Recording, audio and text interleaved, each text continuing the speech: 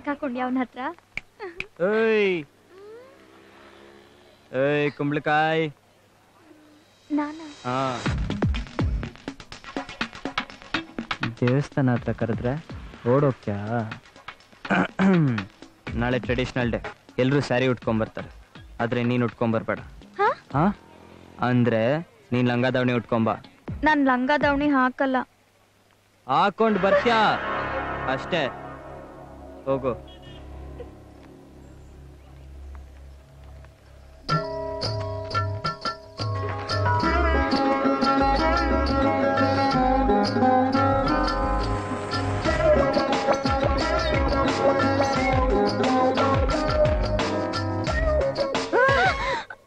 ಏಯ್ ಏನ ಹಿಂಗಂತ್ಯಾ?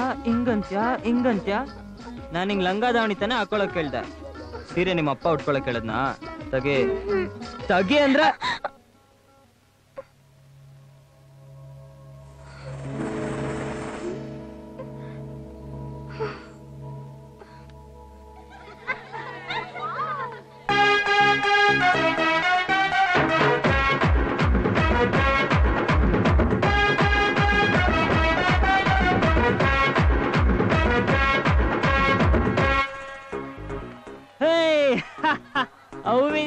ಸೂಪರ್ ಕಣೋ ಜೀವ, ನೀನ್ ಎಲ್ಲೋ ಹೋಗ್ಬಿಟ್ಟೆ.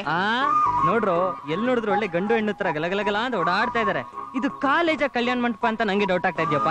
ರಾಜು, ಏನ್ ಲೈಲಾ ಈ ಪಂಚಗಿಟಪಾಲಿ ಸೂಪರ್ ಆಗಿ ಕಾಣ್ತಿದ್ಯಾ. I love you Raju. ಆಹಾ, ನೋಡ್ರು, ನಮ್ ಕಾಲೇಜಲ್ಲಿ ಜೀನ್ಸ್ ಪ್ಯಾಂಟ್ ಟೀ ಶರ್ಟ್ ಹಾಕೊಂಡ್ರೆ ವರ್ಕೌಟ್ ಆಗ್ತಾ ಇರೋದು ಪಂಚ ಶರ್ಟ್ ಹಾಕೊಂಡ್ರೆ ವರ್ಕೌಟ್ ಆಗುತ್ತೆ.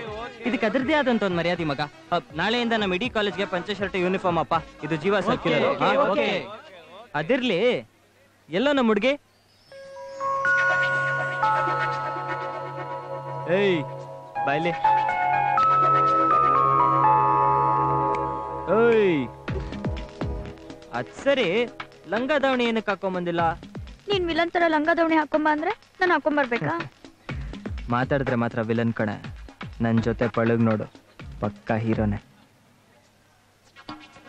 ಏಯ್ ಒಂದ್ ನಿಮಿಷ, ನೀನ್ ಯಾರನ್ನಾದ್ರೂ ಲವ್ ಮಾಡ್ತಾ ಇದೀಯಾ?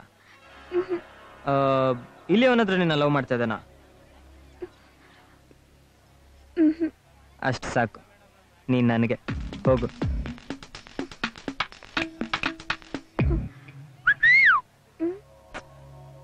ಇಷ್ಟ ಅದೇ.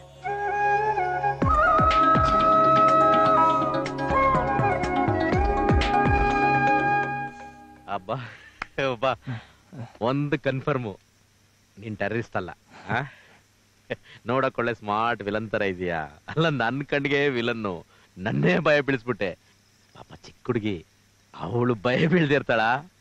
ಅಲ್ಲ, ಒಂದು ಹುಡುಗಿ ಬೇಡ ಅಂತ ತಕ್ಷಣ ಬಿಟ್ಬಿಡ್ಬೇಕು, ಯಾಕೆ ಅವಳ ಹಿಂದೆ ಹೋಗ್ಕೊಂಡು?